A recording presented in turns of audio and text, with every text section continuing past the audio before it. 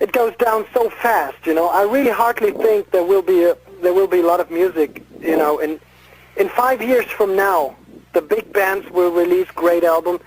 Those small bands will not be able to afford good albums. They will release demo tapes, not tapes, demo files. I don't think, 10 years from now, you will not. It's if you talk to a newcomer band nowadays, they cannot afford to go into a studio and do a good production or a great production. In 10 years, there will be no chance. The big bands, they will vanish. I mean, they will stop. They will, they're getting older now. It's really it's a tough time, I think, for the music industry. And all we can hope for is that 5 years from now, the bands that I'm playing in, Avantasia and Edguy, will be big enough to have enough fans to support it and buy the albums so that we can afford great productions for the next album.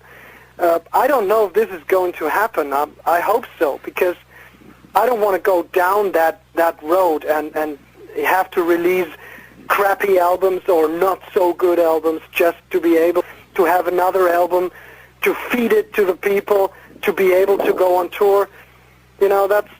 It's terribly wrong. If you do something, you really want it to be appreciated. You want people to appreciate, so you have to give people a reason to appreciate it. You have to give people your very best. You have to give your fans a great sound and a great production, and you have to let people know that you believe in what you do, and you put a lot of blood and sweat and money and energy into the production and into the whole thing. And so, because if you say, no, we just did the new album in 1 week, well, fuck off. It's great sound, but it's not a great sound, but at least it sounds honest and blah blah blah. How can you expect that people think that you did your very best? How can you expect from people to have respect for what you do if you don't even show that respect to your own production? So, I think it's tough times, and I don't know what's going to be in 5 years, but if people will stop buying music, I have to say it, I wouldn't have said that 10 years ago because I didn't believe in it, but if the people will stop buying music, I'm sure there will be not many albums anymore. The big bands, they will be able to afford it. Young bands, no chance. I mean, I know a lot of friends of mine who are in bands who don't have released many albums, who don't sell many albums. They hardly get 3,000 euros for production. What can you do for 3,000 euros? What can you do? You can book a studio for 1 week. How can you produce an album in 1 week? You cannot even afford a guest musician. So how can you do an album with 3,000 euros or with even 5,000 euros? You can maybe do it in your own basement with a lot of computer stuff and a lot of do a lot of things on your own. But you cannot do it your own. You can build a house on your own, and you cannot, build a TV on your own. And so you cannot produce a great album on your own. You have to have specialists, and they want money. And it's really, those bands, they will never be able to deliver a great production. They can always deliver a production where people say, oh, not bad for recording in your own basement, not bad. But, that's nothing that will sell, 250,000 records. So it's really sad. It's tough times. We all have to see where it goes. So that being said, I'm really happy that I was able to do it once more in such a big thing, I mean, we spend a one family home into the production. So it's insane, but from a creative standpoint, it's very important, because if this would be my last album, I would say this is exactly what I wanted to do. This is great.